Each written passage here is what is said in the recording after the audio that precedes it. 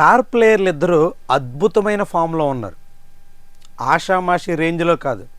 ఇంకా చెప్పాలంటే కోహ్లీ 2016-17 నాటి పరిస్థితిని ఇప్పుడు చూపిస్తున్నాడు. వైజాగ్ వన్డేలో బ్యాటింగ్ చేసిన తీరు చూస్తే ఫ్యాన్స్ ఫిదా అన్నట్టు. అంత అద్భుతమైన ఆట తీరుతో ఆకట్టుకుంటున్న ఈ ఇద్దరు ఆటగాళ్ల గురించి, విరాట్ కోహ్లీ, రోహిత్ శర్మ గురించి గంభీర్ తాజాగా చేసిన కామెంట్స్ కలకలం రేపుతున్నాయి. మ్యాచ్ ముగిసిన తర్వాత, సిరీస్ కైవసం చేసుకున్న తర్వాత మీడియాతో మాట్లాడుతూ గంభీర్ ఒకవైపు రోహిత్, కోహ్లీ రాక కారణంగా team india middle order, team india batting order బలపడింది, వాళ్ళిద్దరూ టీంకి చాలా సపోర్టివ్గా నిలబడ్డారు అని మాట్లాడుతూనే రెండో వైపు వరల్డ్ కప్ టీం గురించి కీలకమైన కామెంట్ చేశారు. వరల్డ్ కప్కి ఇంకా 2 ఏళ్ల టైం ఉంది, చాలామంది యువ ఆటగాళ్ళు ప్రయత్నాలు చేస్తున్నారు, వీళ్ళిద్దరూ అప్పటి వరకు ఎలాంటి ఫామ్ని కొనసాగిస్తారో చూడాలి అంటూ వాళ్ళిద్దరినీ మళ్ళీ కెలికే ప్రయత్నం చేశారు. అంటే వచ్చే వరల్డ్ కప్, అమెరికా వేదికగా జరగబోతున్న వరల్డ్ కప్లో ఖచ్చితంగా ఆడాలి అని పట్టుదలగా విరాట్ కోహ్లీ, రోహిత్ శర్మ ప్రయత్నం చేస్తుంటే వాళ్ళ ప్లేస్ ఫిక్స్ కాదు అని చెప్పడానికి గంభీర్ మరోసారి ప్రయత్నం చేశారు. తద్వారా తన సంకుచిత భావాల్ని వ్యక్తం చేసినట్టుగా మనం భావించాల్సి ఉంటుంది. టెస్ట్ సిరీస్ని 2-0తో వైట్ వాష్ అయిపోయి జట్టు చాలా డిఫెన్స్ మోడ్లో పడిపోయి అత్యంత తీవ్రంగా ఫ్యాన్స్ నుంచి అసహనాన్ని, అసంతృప్తిని ఎదుర్కొంటూ ఆన్లైన్లో ట్రోలింగ్కి గురవుతున్నటువంటి దశలో ఈ ఇద్దరు రాకతో ఒక్కసారిగా టీమిండియా ఫేట్ మారింది. రాంచీ, వైజాగ్ వన్డేల్ని విజయవంతంగా గెలుచుకోగలిగారు. రాయ్పూర్ మ్యాచ్లో చివరి వరకు పోరాడిన బౌలింగ్ ఫెయిల్యూర్ కారణంగా ఓటమి పాలు కావాల్సి వచ్చింది. అలాంటి దిగ్గజ ఆటగాళ్ల గురించి మళ్ళీ గంభీర్ చేసినటువంటి కామెంట్స్ మాత్రం చాలామంది ఫ్యాన్స్కి ఆగ్రహాన్ని కలిగిస్తున్నాయి. గంభీర్ ఎంత తలబిరుసుతనంతో వ్యవహరిస్తాడో ఇవన్నీ చాటి చెప్తున్నాయి.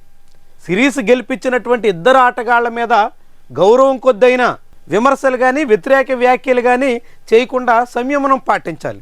కానీ గంభీర్ అందుకు విరుద్ధం. తాను అనుకున్నట్టుగా, తను కోరుకున్నట్టుగా, తనకు తోచినట్టుగా చెప్పడానికి అతను ఎక్కడ వెనకాట్లా. అదే టీమిండియాలో ఇప్పుడు ఇలాంటి వాతావరణానికి కారణమవుతున్నాయి. నిజానికి టీమిండియా చాలా యూనిటీగా కనిపించింది. సీనియర్లు, జూనియర్లు అన్న తేడా లేకుండా అంతా ఏకతాటిపై సాగారు. కానీ గంభీర్ వచ్చిన తర్వాత మొత్తం సీన్ మారిపోయింది. డ్రెస్సింగ్ రూమ్లోనే వాతావరణం చాలా గంభీరంగా తయారైంది. ఎవరి దారి వాళ్ళదే అన్నట్టుగా మారిపోయింది.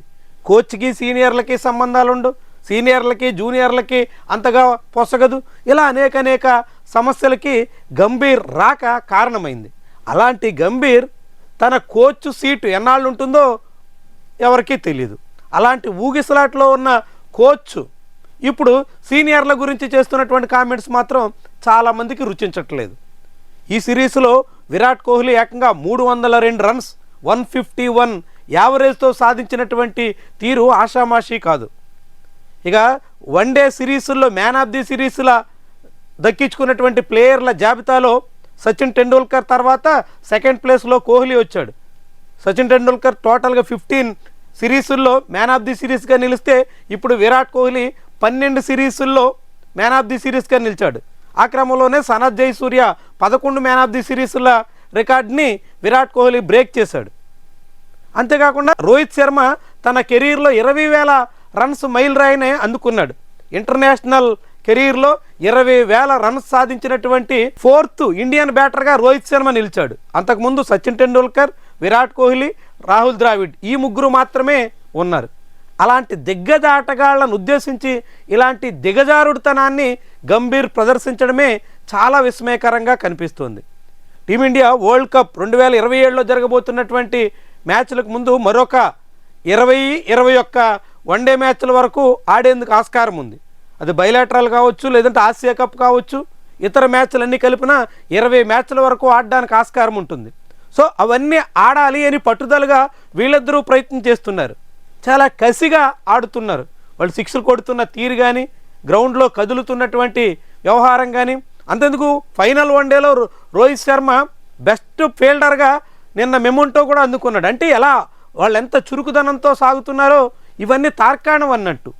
ఇలాంటి దశలో కోచ్గా ఉన్న గంభీర్ ఎంత హోందాతనంగా వ్యవహరించాలి.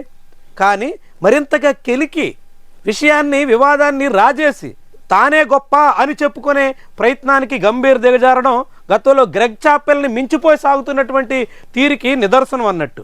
అప్పట్లో గంగూలీ, గ్రెగ్ చాపెల్ మధ్య కూడా ఇలాంటి వివాదాలే రాజుకుని టీమిండియాకి చాలా పెద్ద సమస్య అయింది. ఇప్పుడు అంతకుమించి గంభీర్ వ్యవహార శైలి కనిపిస్తోంది. ఇది ఏమాత్రం తగనటువంటిది.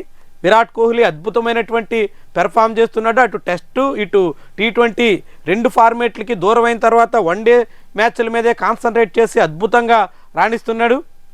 అదే సమయంలో రోహిత్ శర్మ కూడా తానేం తక్కువ కాదన్నట్టుగా సాగుతున్నాడు. గడిచిన 6 వన్డేలు ఆస్ట్రేలియా గడ్డ మీద, ఇండియా గడ్డ మీద జరిగినటువంటి 2 సిరీస్లు పోలిస్తే 6 మ్యాచ్ల్లో 4 50+ స్కోర్లు ఉన్నాయంటే రోహిత్ శర్మ ఎంత అద్భుతమైన ఫామ్లో ఉన్నాడో చాటుతోంది. ఇలాంటి దశలో స్టార్ ప్లేయర్లను ఉద్దేశించి, దిగ్గజాటగాలను ఉద్దేశించి గంభీర్ లాంటి వాళ్ళు చేస్తున్నటువంటి వ్యాఖ్యలు మాత్రం చాలా చాలా సంకుచితంగా మారుతున్నాయి.